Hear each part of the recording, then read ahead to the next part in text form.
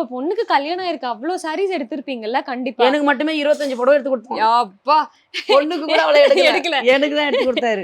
அவ்வளவு சாரி போகும்போதெல்லாம் கிட்டத்தட்ட காஞ்சிபுரம் பிரகாஷுக்கு வந்து 4 வாட்டி போயிருக்கேன். 4 வாட்டி எல்லாருக்கும் எடுக்கிறதுக்கு தான் போயிருக்கேன். 4 வாட்டி எடுக்க போகும்போது எனக்கு 3 புடவை நான் எடுத்துட்டு வந்துட்டேன். ஒரு சாரி செலக்ட் பண்ணும்போது எப்படி செலக்ட் பண்ணுவீங்க நீங்க ஜெனரலா? நான் வந்து நிறைய இடத்துல போய் கலைக்க மாட்டேம்மா. ஆ. ஒரு 10 புடவை எடுத்து போடாம டக்குன்னு எடுத்துருவோம் ஒரு புடவை. அப்படியா? ஆமா, எனக்கு அந்த பழக்கம் தான் எனக்கு. எந்த பொருள் எடுத்தாலுமே அவங்கள வந்து ரொம்ப இது பண்ண மாட்டேன். போன உடனே பிடிச்சேன்னு டக்குன்னு மேல இருக்கிறத எடுத்துருவேன். அதுல மேக்ஸிமம் கண்ணுல படுற கலர் எடுத்துருவேன். எனக்கு வந்து இந்த கருப்பு, கிரே, அந்த மாதிரி நேவி ப்ளூலாம் எடுக்க மாட்டேன்.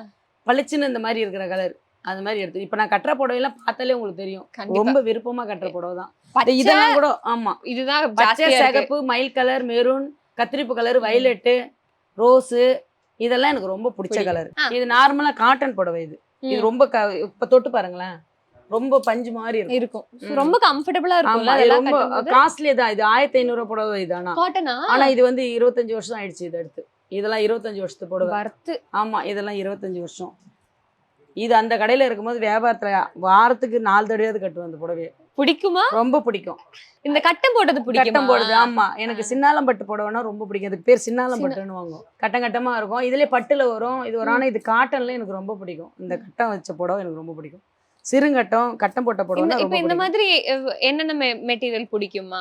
எனக்கு மெயினா பிடிச்சதுன்னு பாத்தீங்கன்னா எனக்கு காட்டன் தான் பிடிக்கும். காட்டன்ல பூ இருக்க கூடாது, பிளைனா இருக்கணும், கட்டம் போட்டு இருக்கணும்.